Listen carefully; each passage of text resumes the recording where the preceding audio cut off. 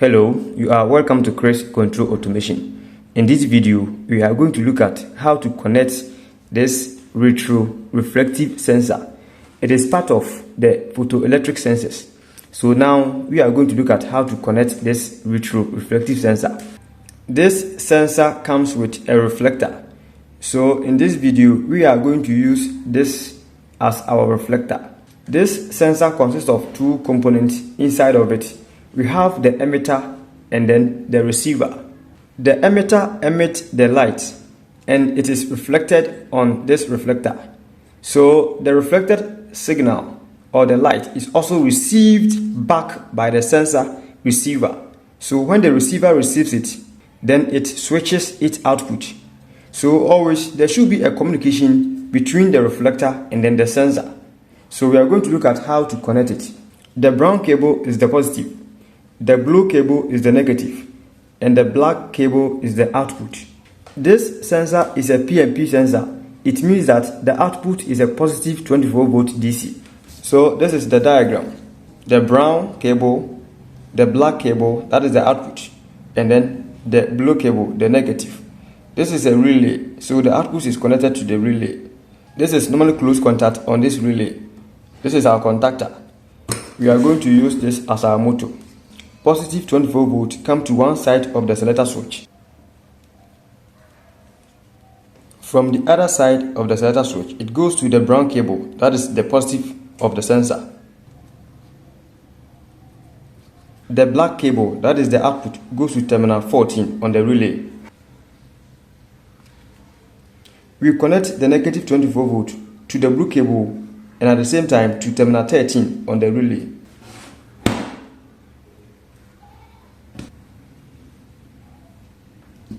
Now over here, the live cable comes to one side of this close contact on the relay, and then from the other side, it goes to terminal A1 on the contactor. These are the two cables. This one is the input, this side, and then this one is the output, this side. So it is going to terminal A1 on the contactor. So this is it, terminal A1 on the contactor. Then the neutral comes to terminal A2. So this is the neutral on terminal A2. We are going to use the contactor to operate the motor. So we have live and neutral to line 1 and then line 3. And then the output T1 and T3, they will go to the motor. I am explaining the diagram. When you close the selector switch, current will flow through, and then this is the negative supply to energize the sensor. In this case, the sensor should be in alignment with the reflector, like this way. The sensor is not activated, so therefore the relay is not energized. In this case, this contact is still closed, so current is flowing through to energize the contactor. So in this case, the motor is running. The moment there is an obstacle between the sensor and then the reflector, the sensor would activate, and then there will be a positive 24 volt output in this black cable to energize the relay. When the relay energizes, this contact is going to open, and then the contactor will de-energize. Then the motor will stop. Okay, so it means that when the item is on the conveyor coming, the moment the item or the product, okay, blocks the communication between the sensor and then the reflector, okay, the conveyor will stop. So this circuit is so useful in automation industries, in food and beverage industries, a lot. Okay, it is applicable in so many industries. So let's see how the operation is. This is how we position the sensor and then the reflector. Always they should face each other. The sensing range is between 0.05 meters to 1 meter. So we can place them between 0.05 meters and 1 meter. But make sure they are always in alignment. So how are you going to see that they are in alignment?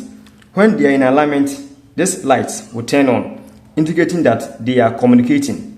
So let me turn on the main breakers and then we see how it is. Now the contactor is energized and then the motor is running. So let's assume that our conveyor is now running. So I am turning on the selector switch. Let's see this light. You see that the light is on. So it means that they are communicating to each other. So I'm come to place a barrier or block the communication. The moment I block the communication, the sensor will activate and then the relay would energize. So let's see something here. When I block the communication, the sensor will activate and then there will be 24 volts in the black cable to energize the relay. So when the relay energizes, this contact will open and then the contactor will de-energize. Then the motor will stop or the conveyor will stop. So let's see. You see the lights. So it means that they are no more communicating. The moment I take it off,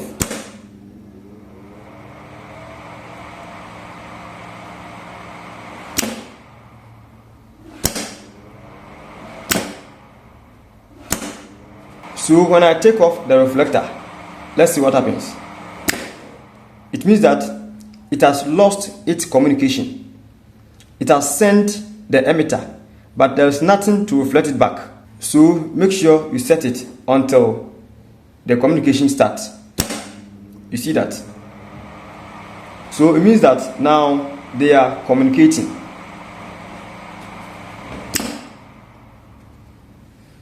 This brings us to the end of this video. If this is the first time you are seeing my channel, then I will urge you that you subscribe to this channel. You hit on the subscribe button and then you hit on the bell icon. You choose all to turn on your notification. Okay, and then you like the video.